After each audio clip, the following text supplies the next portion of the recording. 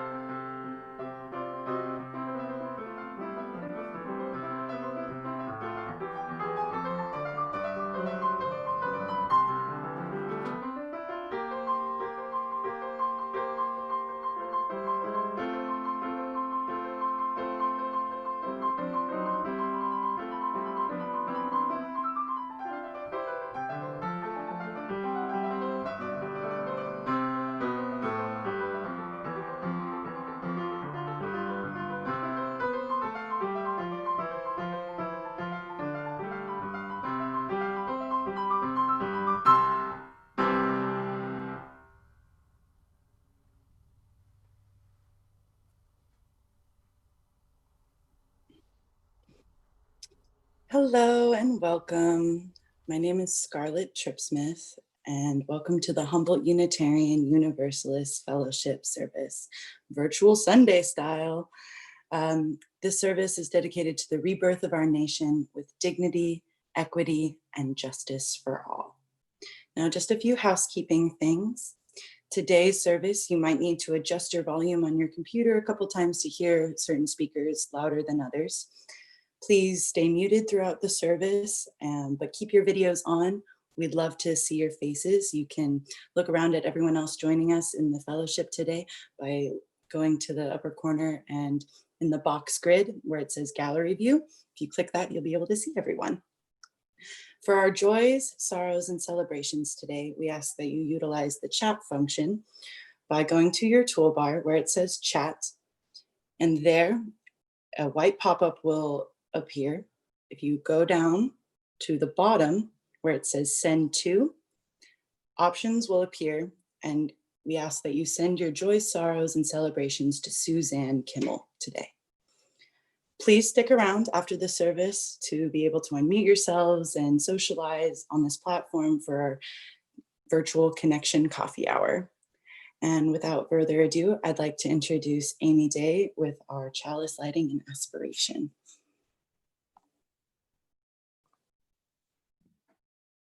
Good morning, everyone. It's nice to see you all. Welcome.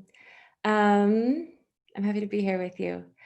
So I want to invite us all just to collectively take a breath as we enter into co-creating sacred space here together in this new way that we have become accustomed to doing in the past few months. So here we are, gathered as beloved community, and I'm so grateful to be with you. So one of the ways that we as both Unitarian Universalists and as Huff members like to regularly affirm our commitment to the visions that we have as Unitarian Universalists and also to one another as beloved community. One way that we like to regularly affirm that is by reciting, if you will, or sharing our aspiration. So in a moment, Scarlett will bring that up on the screen for us. And so I want to invite you just to let these words, to recite them in your own heart and home, and just let them enter in as you speak them aloud to yourself or whoever is seated beside you. And just let them be a way to really center yourself in our time here together. May love be the spirit of this fellowship. May the quest for truth be its sacrament and service be its prayer.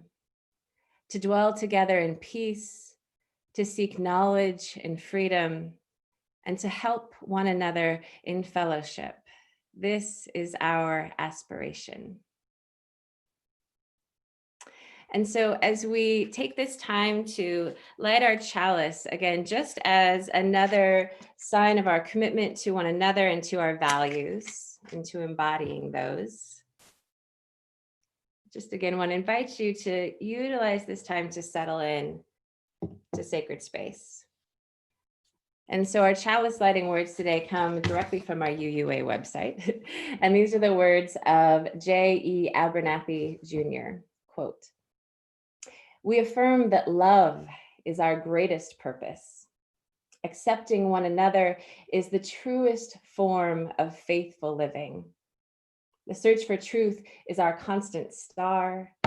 We pledge our hearts, minds, and hands to challenge injustice with courage, to find hope in times of fear, and to live out our Unitarian Universalist values every day as beloved community. Thus, we do covenant with each other and with all that is sacred in life." End quote. And so as we unpack this heavy topic, right, of life, liberty, justice for all, we look at some of the values that our country was founded on, but really, truthfully, has never fully lived into, right? We come up against some really difficult truths when we're looking at, the pursuit of life, liberty, happiness, but we also look at the difficult fact that many in this country still struggle just to have access to life, to safety, to their basic needs being met. And so I just want to invite you, as we unpack some of these difficult truths and we look at some difficult topics inside of our time here together, this is what our faith and our community is for, right? To prepare us, to bolster us, to sit with difficulty, to have the difficult conversations, to do the difficult things. I want to just propose to you that we can hold joy and sorrow in these two hands.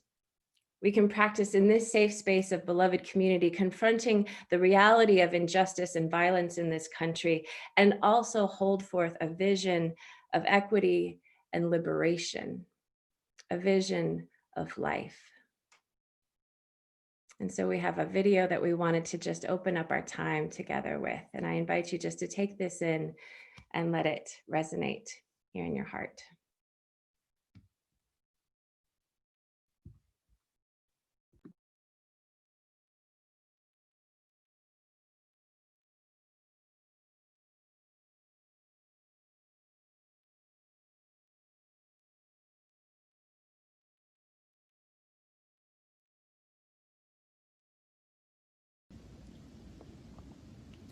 I'm a young black man doing all that I can to stand. Oh, but when I look around and I see what's being done to my kind, every day I'm being hunted as prey. My people don't want no trouble. We've had enough struggle. I just wanna live. God protect me. I just wanna live. I just wanna live. I am free.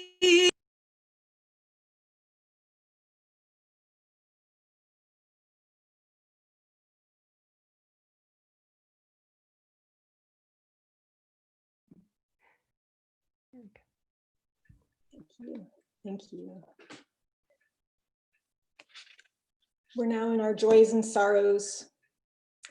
Ours is a welcoming community where we find connection, a spiritual community where we find meaning. Ours is a sharing community where our joys are amplified, a caring community where our sorrows are lessened.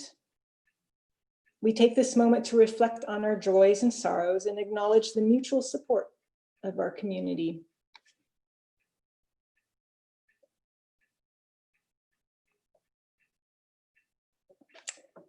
I will add a rock, a stone for each in this bowl of water for each of these shares. From Kate, wrote for everyone, happy birthday to Susie Hustis today. Happy birthday. And from Luce, my dad is recovering and improving after getting heart stents. Thank you so much. From Pat McCutcheon, happy birthday to Kathy Layton.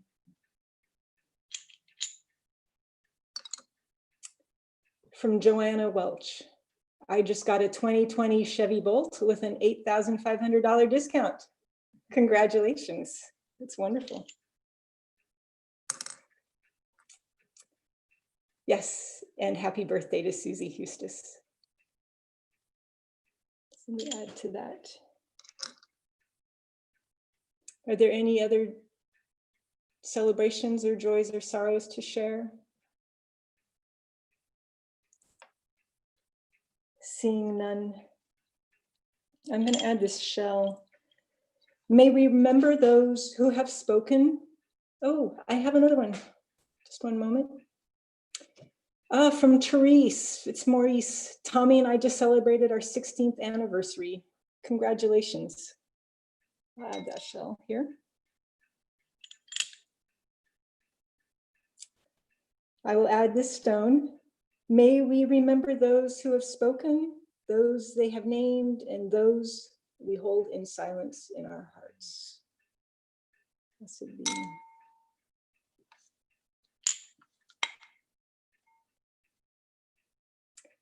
And now we have Bonnie.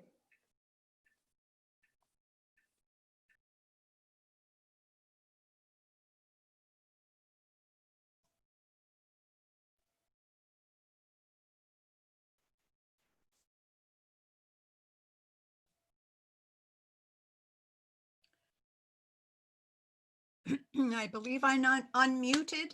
Yes? Okay. So as Amy so eloquently said, it's difficult to face a holiday like this, given all the dissonance of the reality between the way we all are sitting with what is now and the ideals. It's always highlighted like this on the 4th of July, you know, each year, but this year it feels like a time of reckoning. I've had to ask myself, is there something fundamentally flawed about this country? Because while the idealistic words of the Declaration of Independence were being penned, they were written by a slaveholding man and were passed unanimously as the Declaration of Independence by many slaveholding white men. And the words were probably, most likely for most of them, not intended for all men, nor for any women. So can we sit and hear these words with that dissonance? And wherever we all came from, how our ancestors got here, how our families got here, or maybe how we came, why did we come? What has it been like? Those will be the filters through which we hear these words. But I also ask you to listen to it for the resonance that it has through the years and still brings to this day and leaves us with the question of will we and should we and how will we live into these ideals? So listen now to the words of the declaration made to the country of England for why we felt we needed to be independent. We hold these truths to be self-evident, that all men are created equal, that they are endowed by their creator with certain unalienable rights, that among these are life, liberty, and the pursuit of happiness. And that whenever any form of government becomes destructive of these ends, it is the right of the people to alter or abolish it and to institute new government, laying its foundation on such principles and organizing its powers in such form as to them shall seem most likely to affect their safety and happiness. These are the words that birthed our independent nation, and they may even be the call for a new birth in our time. It was just 85 years after these words were delivered that the Civil War broke out, precisely because the newly elected president, Abraham Lincoln, believed the words self-evident truth that all men are created equal applied to enslaved people. And the slaveholding states did not believe that premise. And so they seceded so they could hold people enslaved, and the war began. In the middle of that war, Abraham Lincoln, by executive order, signed the Emancipation Proclamation, freeing all slaves, even in the seceded states. But his biggest concern at the time was, would the nation survive? Listen now to the words of the Gettysburg Address, delivered in Gettysburg, Pennsylvania in 1863. 77 years ago, our fathers brought forth on this continent a new nation, conceived in liberty and dedicated to the proposition that all men are created equal. Now we are engaged in a great civil war, testing whether that nation or any nation so conceived and so dedicated can long endure. We're met on a great battlefield of that war, and we have come to dedicate a portion of that field as a final resting place for those who here gave their lives that that nation might live. It is for us, the living, to be dedicated here to the unfinished work which they who fought here have thus so far nobly advanced. Dedicated to the great task remaining before us, that this nation, under God, shall have a new birth of freedom, and that government of the people, by the people, and for the people shall not perish from the earth. Well, we know our union, our nation did survive as a union, but the actualization of equality has failed. The aftermath of Reconstruction with Jim Crow laws and Confederate flags are with us to this day.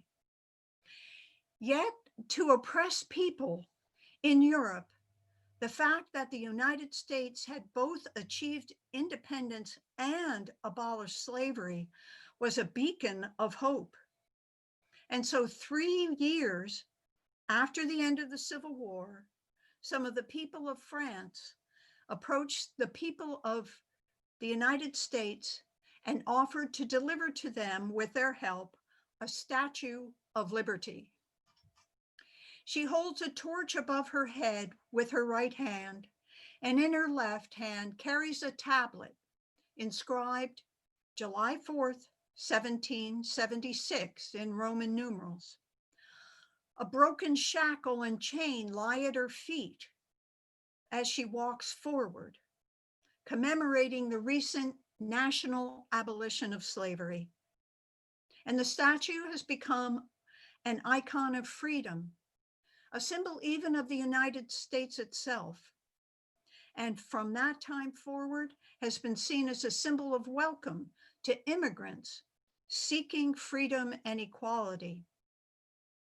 On that statue, on the pedestal of that statue, in a plaque is inscribed the words of Emma Lazarus that are added to the ideals of this country. As the great woman standing in the harbor says, "Give me your tired, your poor, your huddled masses yearning to breathe free. The wretched refuse of your teeming shore, send these, the homeless, tempest-tossed, to me. I lift my lamp beside the golden door." For the immigrants who have come to us, we have failed to fulfill that ideal promise as well. And yet, those waves of immigrants became the workers who organized labor unions, bringing more equity to the workplace and contributing organizing tools to generations to come. Each generation is faced with that blessed challenge of whether and how we uphold and live out our Declaration of Independence. In my generation, in the 1960s, we used those labor organizing tools from the immigrants inspired to come to this country to gain civil rights, immigrant rights, women's and LGBT rights. And I will leave it to Suzanne and Amy to speak to the generation now and to come. But I want to leave you with these words from Martin Luther King in his 1963 speech that galvanized my generation to uphold the words of our original Declaration of Independence. He spoke these words at the Lincoln Memorial in Washington, D.C., and it is known as the I Have a Dream speech, but not so often do we hear this part. When the architects of our republic wrote the magnificent words of the Constitution and the Declaration of Independence, they were signing a promissory note to which every American was to fall heir. This note was a promise that all men, yes, Black men as well as white men, would be guaranteed the unalienable rights of life, liberty, and the pursuit of happiness. It is obvious today that America has defaulted on this promissory note insofar as her citizens of color are concerned. But we refuse to believe that the Bank of Justice is bankrupt. We refuse to believe that there are insufficient funds in the great vaults of opportunity of this nation. And so we've come to cash this check a check that will give us upon demand the riches of freedom and the security of justice.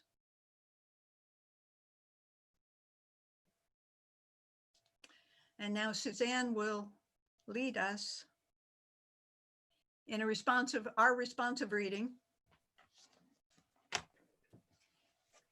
We are doing a responsive reading, Amy, Bonnie, and I, Principles and Purposes for All of Us. We affirm and promote the inherent worth and dignity of every person. We believe that each and every person is important. We affirm and promote justice, equity, and compassion in human relations. We believe that all people should be treated fairly. We affirm and promote acceptance of one another and encouragement to spiritual growth. We believe that our churches are places where all people are accepted and where we keep on learning together. We affirm and promote a free and responsible search for truth and meaning.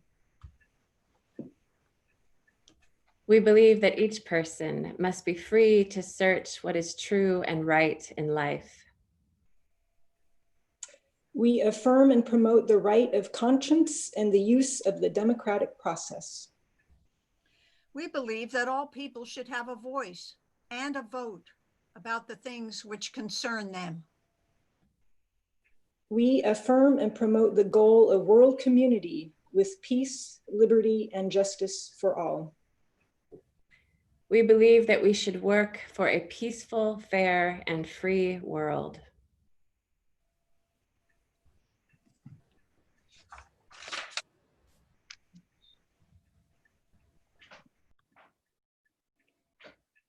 Frederick Douglass was born into enslavement. After escaping to freedom, he became an abolitionist. On July 5th, 1852, he was asked to speak to the Rochester Ladies Anti-Slavery Society. His address is now called, "What to the Slave is the 4th of July?" The Fugitive Slave Act, which made the federal government responsible for finding and returning people escaping enslavement, had been in place for 2 years. The Civil War would not be for another 9 years. At the beginning of his speech, Douglass claims hope in the fact that the nation is 76 years young. His hope lies in the perception that the country is still impressible, not too set in its ways. I wonder where he would find hope now. I lift up here some of his own words from that address that relate specifically to our nation's ideals, and with his landing still on hope. I invite you to imagine his words being spoken to us now in these times. The simple story of it is that 76 years ago, the people of this country were British subjects. Oppression makes a wise man mad. Your fathers were wise men, and if they did not go mad, they became restive under this treatment. With brave men, there is always a remedy for oppression. Your fathers succeeded, and today you reap the fruits of their success. The freedom gained is yours, and you therefore may properly celebrate this anniversary.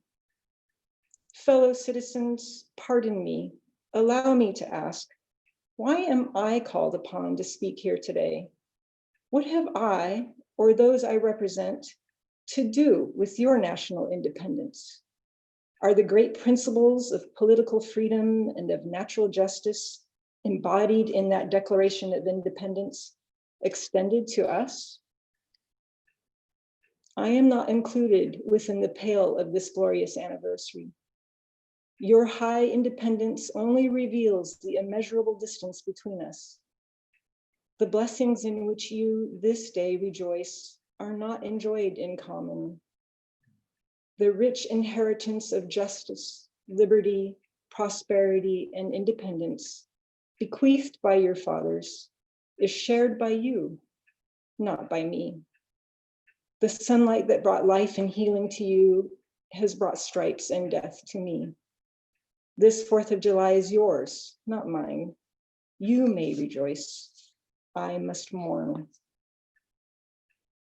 You profess to believe that of one blood God made all nations of men to dwell on the face of all the earth, and hath commanded all men everywhere to love one another. Yet you notoriously hate and glory in your hatred all men whose skins are not colored like your own.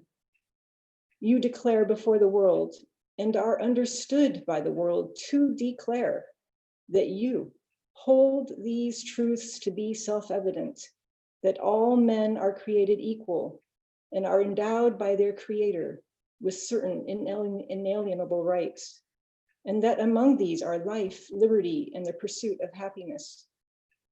And yet, you hold securely in a bondage which, according to your own Thomas Jefferson, is worse than ages of that which your fathers rose in a rebellion to oppose, a 7th part of the inhabitants of your country. Allow me to say in conclusion, notwithstanding the dark picture I have this day presented of the state of the nation, I do not despair of this country. There are forces in operation which must inevitably work the downfall of slavery. I therefore leave off where I began, with hope, while drawing encouragement from the Declaration of Independence, the great principles it contains, and the genius of American institutions. My spirit is also cheered by the obvious tendencies of the age. No nation can now shut itself up from the surrounding world and trot around in the same old path of its fathers without interference. End quote. As members and friends of the Unitarian Universalist denomination, where can we draw encouragement today? While we can get some measure of hope from the principles in our Declaration of Independence, our country is now older and more set in its ways. As Unitarian Universalists, though, we are guided by an additional set of sustaining principles. The UUA statement of principles and purposes begins with, we, the member congregations of the Unitarian Universalist Association, covenant to affirm and promote, and continues with 7 principles and 6 sources. As Reverend Frederick Muir writes, we hold the 7 principles close to our hearts because they compose our vision of a world made better. The principles name our dream of the beloved community. This is the picture of the world we affirm and promote. What is beloved community? While the term was coined by Josiah Royce at the turn of the last century, it was Reverend Dr. Martin Luther King Jr. who fleshed out the concept during the Civil Rights Movement. He believed it was achievable through a critical mass of people committed to the philosophy of nonviolence. King's beloved community was a vision grounded in international standards of human decency. It was a vision encompassing the world where all people shared in the wealth of the earth. There would be no poverty, houselessness, or hunger.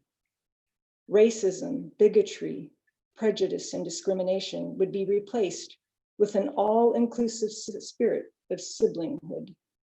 Love and trust and peace with justice will reign. Today, in the face of what we are now acknowledging as an entrenched white supremacy in our social, governmental, and economic systems, are our 7 principles a truly complete vision of beloved community? It is possible for UU to follow the 7 principles without having to think about racism and other oppressions at the systemic level.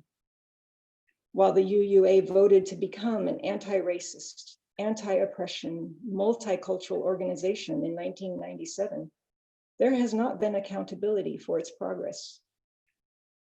Black Lives of Unitarian Universalism Organizing Collective, or BLUE, was formed in 2015. They are committed to lifting up and supporting Black UUs in this faith with justice making and liberation through our faith. They encourage the adoption of an eighth principle for Unitarian Universalism, created by Paula Cole Jones and Bruce Pollock Johnson. The eighth principle: we, the member congregations of the Unitarian Universalist Association, covenant to affirm and promote, journeying towards spiritual wholeness by working to build a diverse, multicultural, beloved community by our actions that accountably dismantle racism and other oppressions in ourselves and our institutions. Adopting this principle as a faith institution would provide a measure of accountability to our vision of beloved community. It is not enough to simply affirm and promote our current principles, starting with the inherent worth and dignity of every person, and ending with respect for the interdependent web of all existence of which we are a part. We cannot be spiritually whole if we are not actively dismantling the systems that get in the way of living into our vision. In these tumultuous times, as we look for encouragement and hope from the principles of our founding documents and of our faith tradition, I want to leave you with the Black Lives of Unitarian Universalism's vision statement. Blue harnesses love's power to combat oppression and foster healing as a spiritual and political imperative.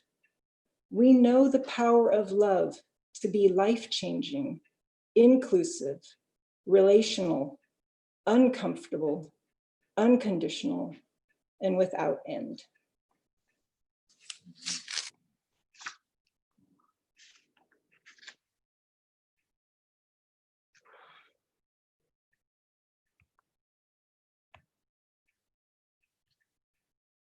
And now we have our hymn 149.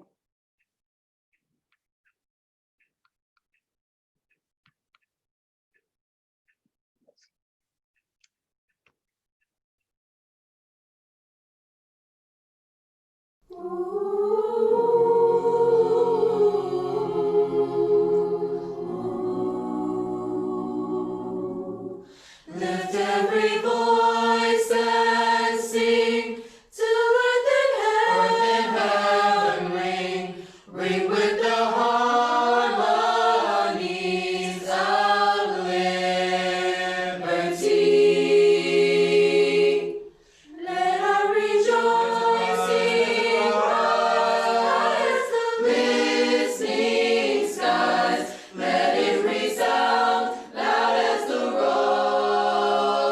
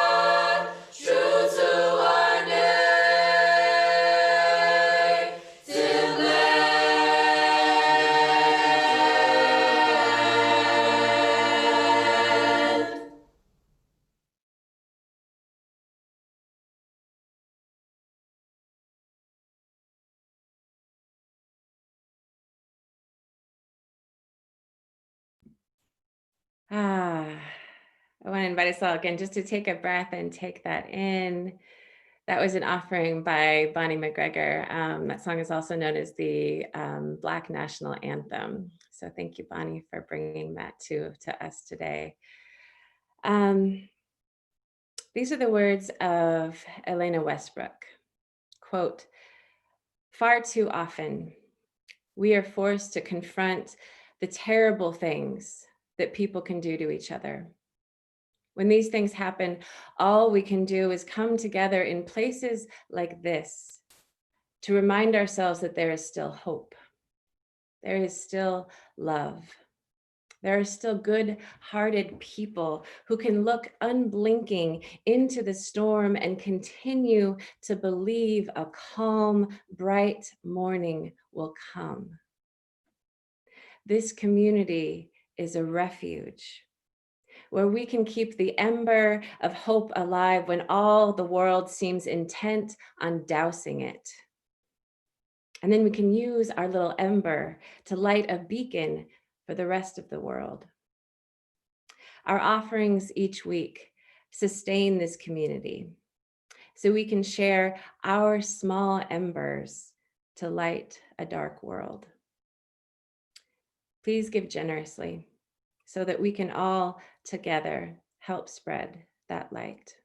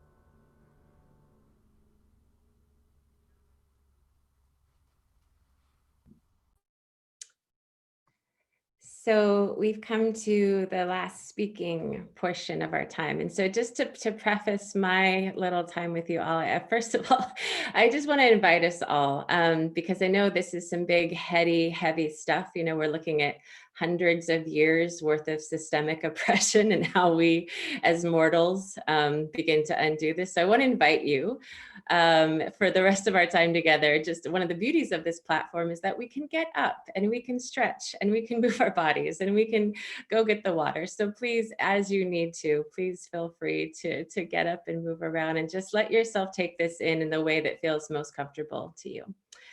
Okay, with that being said, I want to bring in yet one more quote to center ourselves in this last portion of our time together. And so these are the words of Desiree Adaway, who is a contemporary Black woman, educator and thought leader. And her work for the past 25 years has been undoing systemic racism in the workplace. And her words to us are that in order to develop what she calls a liberatory consciousness, there are 4 things that are needed: awareness, analysis, action, and accountable allyship.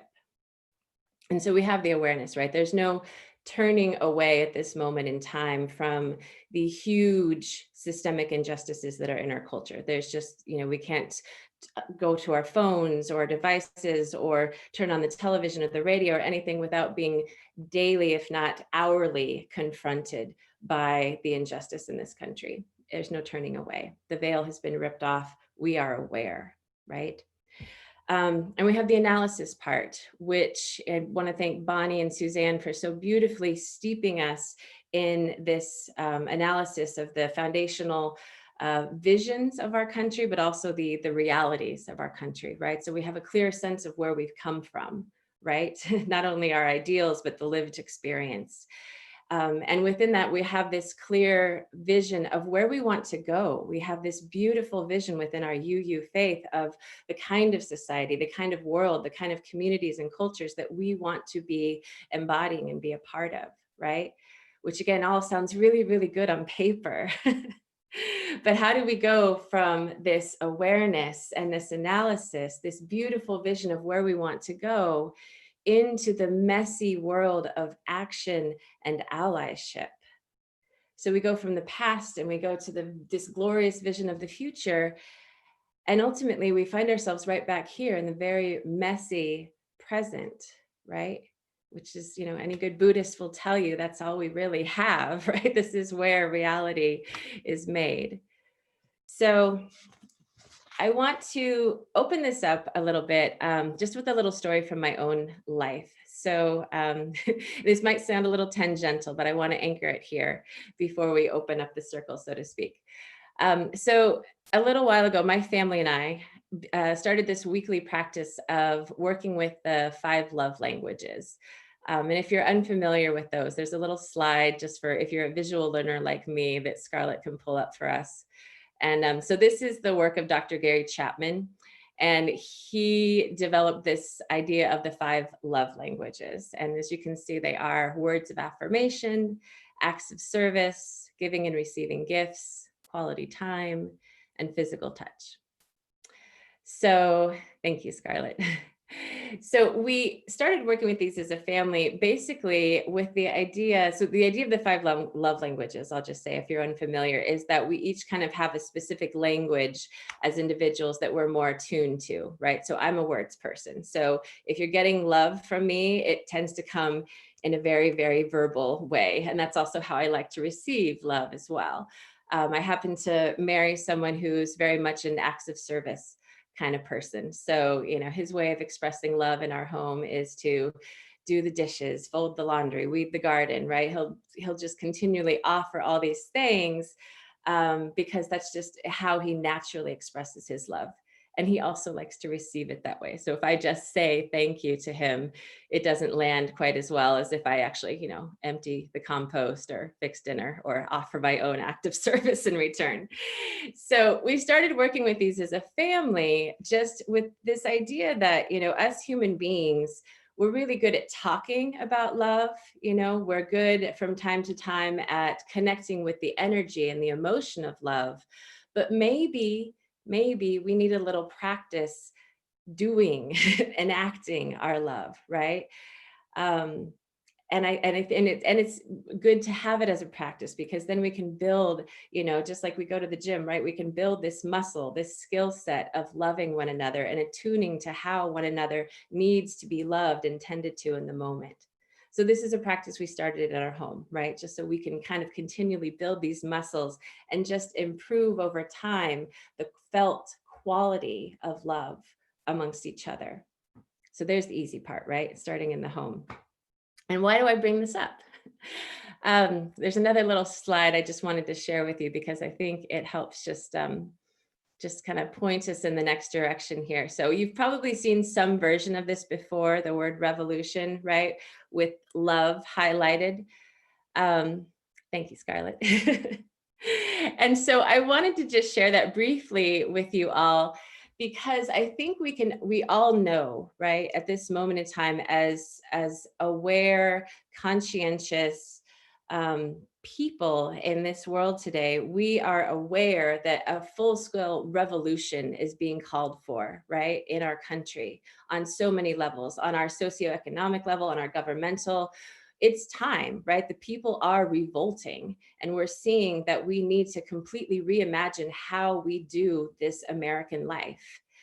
And yet too often, the means, the way that we express this, right, are anchored in some of the same hateful, fighting, warring, blame and shame, oppressive type language and communication that we're trying to undo.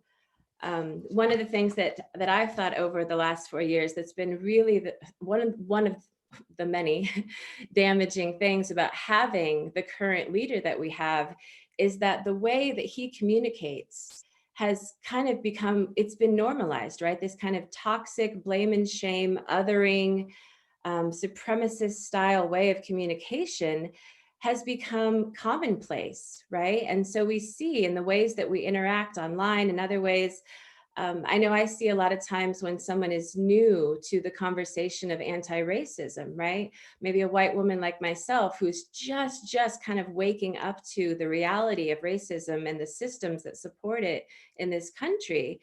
And I see them stepping in and wanting to be a voice and wanting to be an ally. And so often, rather than being met with welcome, you're a little late, but welcome, right? And here's how we can invite you in. We have this blame and shame call out culture where we're like, you're not doing it right. And this is not how you do allyship. And there's this huge thing of this is not enough. And rather than invite this person in, we call them out and tell them they're not enough. And of course, right, one white person's efforts are not going to be enough. We're looking at hundreds of years worth of systemic violence and oppression. One white person stepping in and saying, I'm here to help is not going to be enough. It takes all of us.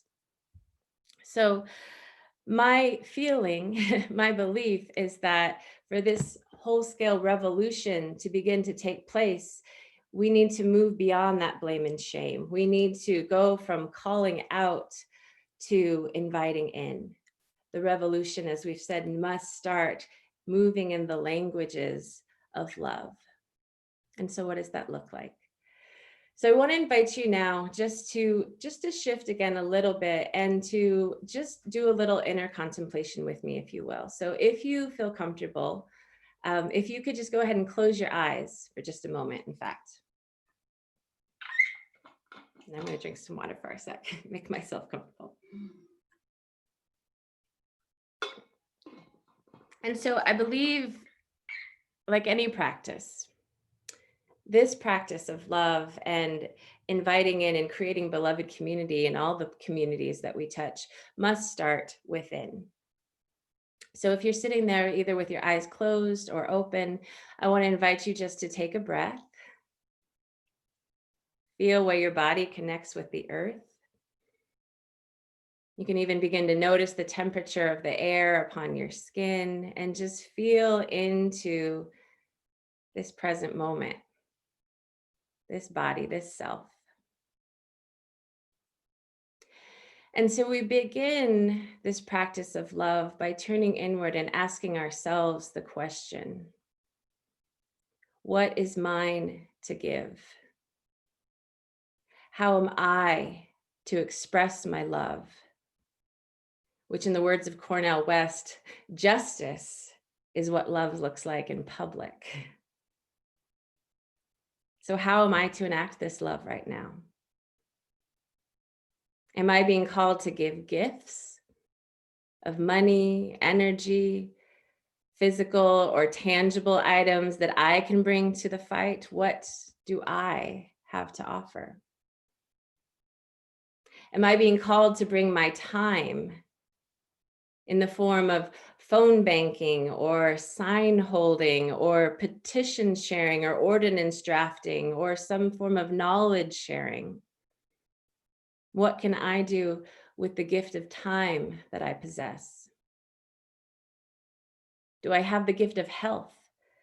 Do I have a strong immune system right now where I can give the gift of human touch to stand in the streets in solidarity with my Black and brown brothers and sisters, to minister directly to the most vulnerable and marginalized, those who are in need? Is it in my power to feed, to comfort, to be in human contact with them? What acts of service might I perform on behalf of the most vulnerable, the most brutalized, the least free within our current society? Can I make sandwiches at rallies, distribute water, volunteer to put in gardens at the homes of those who have been affected by the economic downturn during this time? What is mine to give? Can I use my gift of words, write letters, make phone calls, have the uncomfortable but deeply necessary conversations with my friends, neighbors, colleagues, in-laws? What form can my love take?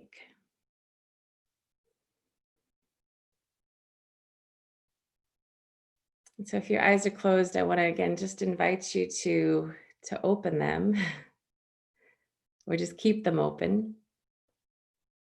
And so we start there. We start with ourselves asking, what is my part to play in the healing of this world? What is my part to be in the revolution that must be guided from a place of love? How can I serve the most marginalized amongst us, right? And then from this center, we begin to build outward. So we move on to our beloveds, those people who are right next to us. We think of our children, our grandchildren, our spouse, our partner, and how can we begin to engage them in the conversation, right? If it's children, maybe are there storybooks? And there are, right? There's some marvelous anti-racism books being written for children right now. There's some great YouTube videos. There are amazing resources available to those of us who want to educate ourselves and do the work. So how do we bring that to the people that we love, right? And then we expand that circle outward. We invite our acquaintances, as we mentioned, our colleagues, the person down the street, right? The people that we have some contact with and some influence with and probably some shared values with. How do we begin to invite them lovingly into the conversation? Those people that maybe are a little bit more center or right-leaning than we perhaps ourselves are, that maybe want, they support the cause of anti-racism in this country, but they're not quite sure how to get involved. It is to us, right, to extend this invitation to the work, to the beloved community, and keep growing it from this center out. And then finally, I want to posit that we expand this circle all the way out to what I've put here as our foes, right? Those people that we find ourselves in conflict with, both in person and in the kind of rather etheric realm of the internet, right? And the social media places we hang out. And this is a difficult one, right? How do we offer ourselves to relationship, extend the invitation to the beloved community, to the Trump supporters, right? To the All Lives Matter crowd, to those folks whose inflammatory rhetoric we read and it boils our blood and raises our ire. How do we offer them love? And how do we invite them in? And I know that the screen sharing can be a little distracting, so I just thank you, Scarlett, for putting that up for me, and I hope that was useful. So I just want to illustrate this last point because this is one that I'm still very much working with. I, being a words person, do have a fairly vocal presence online, and I tend to want to be fairly thoughtful in what I put up there. I like to sit down actually at my out and breathe into what I want to share so that it is approachable and relational and coming from a place of love and not just reactionary. But every now and again, I decide, just post something anyway, right? So yesterday, I decided it would be fine to just repost the words of another leader who I follow about the 4th of July. And it basically went something to the tune of, screw this holiday. This country is built on stolen lands by stolen labor. And just, talking about all that, it's all stuff that I believe, but it wasn't put perhaps in the most loving way. And sure enough, I checked back in the comment section about 5 to 10 minutes later, and it was just a war zone. My own right-wing mother had gotten in on the comments and said, well, if you don't like this country, then just leave, right? And there was all this vitriol happening in the comments. And I realized there was no other place for that to go, right? These words that I had put out there, that I had taken, that weren't mine, but that I had taken responsibility and shared, it was like shots fired in the air, right? And so there was nowhere else for anyone to go but just to fire right back. And there was not going to be any understanding, any meeting of the minds, right? By the way that I had chosen to engage with people outside my immediate circle, right? I hadn't engaged the part of the brain where we can have high-minded, creative thinking, right? Where we can feel empathy, where we can connect with one another and offer up new pathways in the world. I'd inadvertently activated this survival place, right? Kind of that part of the fight, flight or portion of the brain. And there was no way to connect to here or to here. So I just want to offer up that I have seen people of my generation, and in many of the ways that we communicate, it is online right now, right? And I have seen people engage in a loving way. I have seen inviting in. I've seen people, when my mother, just to use an example, has chimed in with all her right-wing rhetoric and some of the comments, I have watched as some of my beloved people, wiser, more mature people than me, have stepped in, and rather than call her racist or ignorant or fascist, they've actually appealed to her better nature. They say things like, Diane, I know you to be a good and kind and loving woman. And they have slowly, skillfully, lovingly melted her arguments and her resistance, not by calling her wrong, but by inviting her to look at things another way.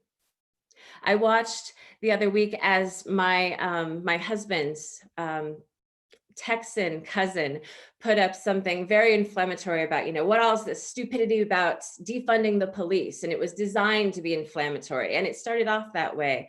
And then I also watched as her 22-year-old nephew stepped in very skillfully, very kindly, very humbly, and completely changed the tone of this conversation. He actually came in and lovingly showed what defunding the police actually means, how it reroutes funds, right, that are formally go to weaponry and further armament and militarization efforts, and it funnels them into social workers and training and de-escalation efforts. And I watched throughout this thread as he lovingly listened and offered conversation and offered his presence in a non-judgmental way and completely changed the tone of the conversation. So as we consider what this work is of expanding the definition and the scope of the beloved community, I do want to offer that is a place for us. It's not always the right place. We know that there are people in this world, right, who would be perfectly happy if the world just looked just like them, right? A bunch of white, cisgender, Protestant, and that's fine. We can wish them on their way. But I also want to invite that we are capable of doing this difficult work, of inviting in, of this kind of advanced level love. So I just want to end with yet another quote. This is Black writer and feminist Toni Cade Bambara. And she says that, quote, "The role of the artist is to make the revolution irresistible," end quote. And I believe that this is what we are being called to right now. You and I are called to become those artists, those designers, to paint in vivid, striking detail this vision, not only the vision, but also the felt lived experience of the type of world that we want to inhabit, to live as best we can each day, each moment, into the possibility of beloved community, not just within the safety of our UU faith and congregation, but out into the bounds of the messy world beyond. To make the invitation clear, unmistakable, and also deeply stirring and compelling. Will you join us in crafting this world? Not the one that seeks to obliterate and stamp out what is most base and coarse and loathsome in our shared experience, but the one that is based upon our shared vision and values of empathy, beauty, equity, justice, compassion. One that seeks to establish a new world order. Love made visible for all. So as we end our time together, we wanted to share with you, this is from last week's, a video from last week's General Assembly that the UUA put on. And we just think it's a really potent reminder, because what we are being asked and called to do as people right now, people of conscience, people of faith, it's big and it's daunting and it's heavy. We're being asked to undo and unlearn a lot. And I think it behooves us to remind ourselves, right, that it's not just, we don't have to do this on our own. We have a whole community, even beyond the bounds of this one, right? There's thousands of us UUs, right, who are like-minded, like-hearted folks out there doing the work. And so we have everything we need to keep doing the work and keep moving forward. So if you know the words, please sing along, and I'll put this up on the screen for us.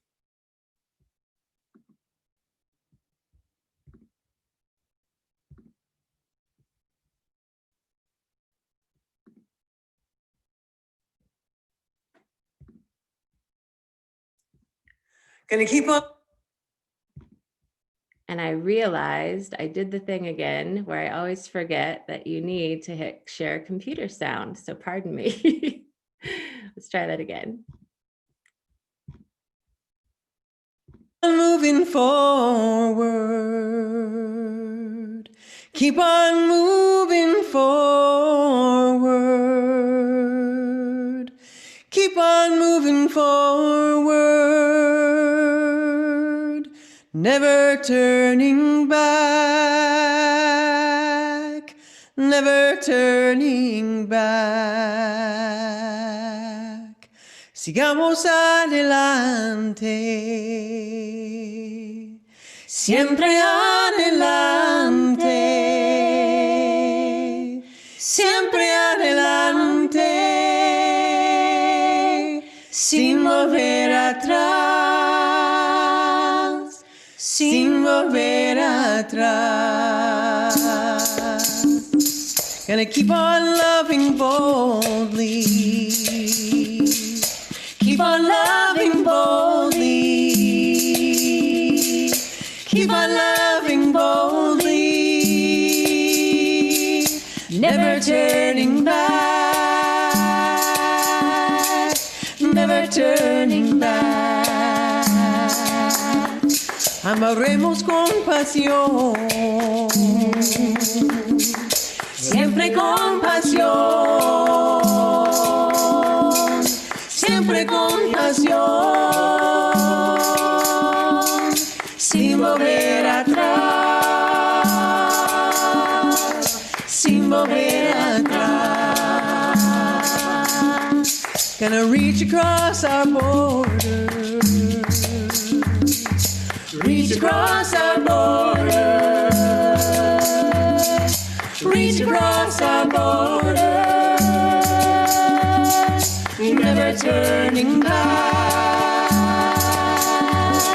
never turning back. Vivamos sin fronteras, siempre sin fronteras, siempre sin fronteras. Sin volver atrás, sin volver atrás.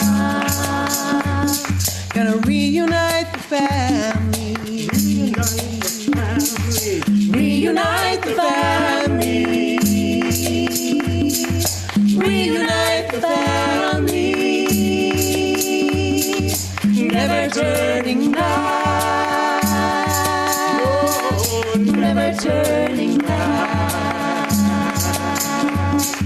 Familias reunidas. Siempre reunidas. Siempre reunidas. Sin volver atrás. Sin volver atrás. Gonna keep on moving forward. Keep on moving forward. Keep on moving forward. Never turning back.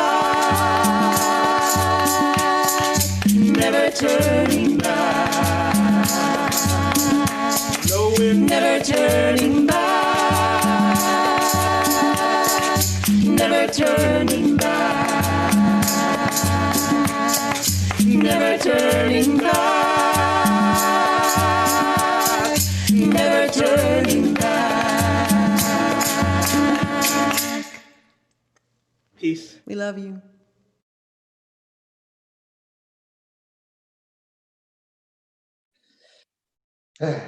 Now it's time to extinguish our chalice. I'm going to read a very short poem by William Sinkford, Reverend William Sinkford. Only begun. Spirit of life and love, dear God of all nations, there is so much work to do. We have only begun to imagine justice and mercy. Help us hold fast to our vision of what can be. May we see the hope in our history and find the courage and the voice to work for that constant rebirth of freedom and justice. That is our dream. May it be so.